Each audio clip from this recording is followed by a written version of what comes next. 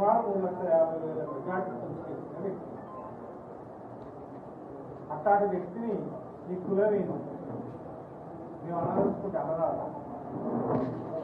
వాళ్ళ దేశాధ్యక్షుడు సోనియా గాంధీ దేశంలో రాహుల్ గాంధీ దేశంలో మేము కూడా అడిగినాం భారతీయ జనతా పార్టీ నాయకులు నువ్వు అన్నట్టుగా బట్టలు ఇచ్చి కొడతా అంటే మాటలు ఆయన అనరాదా?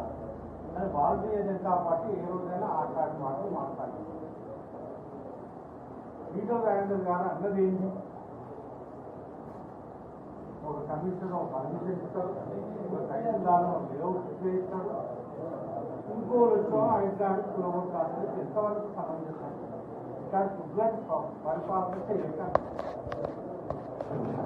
అదే తప్పువాడి దర్శన లోగా ఎట్టుండేది ఇప్పుడు ఎట్టుండేది ఇవన్నీ ఏదైనా ప్రతిపక్షాలు సూచన చేసేదాన్ని ప్రభుత్వం గడిపోవాలి. వ్యక్తులైనా ఎందుకు ముట్టడిస్తాం? ఉన్నాయిద్దామా?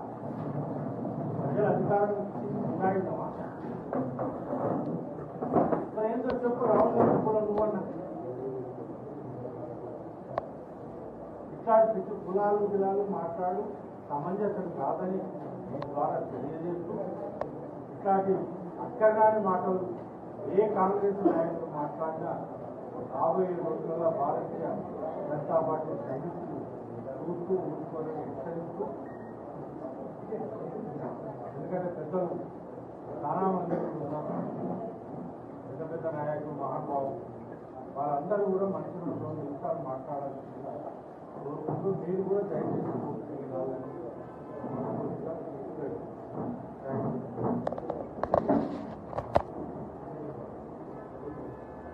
ఈ మధ్యకాలంలో కాంగ్రెస్ పార్టీ నాయకులకు బాగా అలవాటు అయితే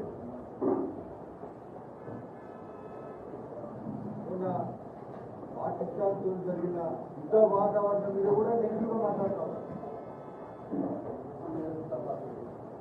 అదేవిధంగా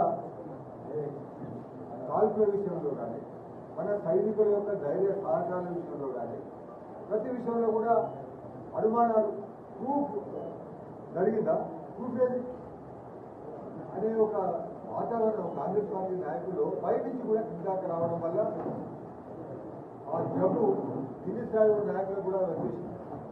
మేము ఒకటి అడుగుతా ఉన్నాం, ఈ మధ్య జగ్గారెడ్డి ఒక శ్రీమంతి ఇస్తాడు, విలన్ లేకున్నాడు, రాజ్యాము ఏషం కథ కార్ఖానా విలన్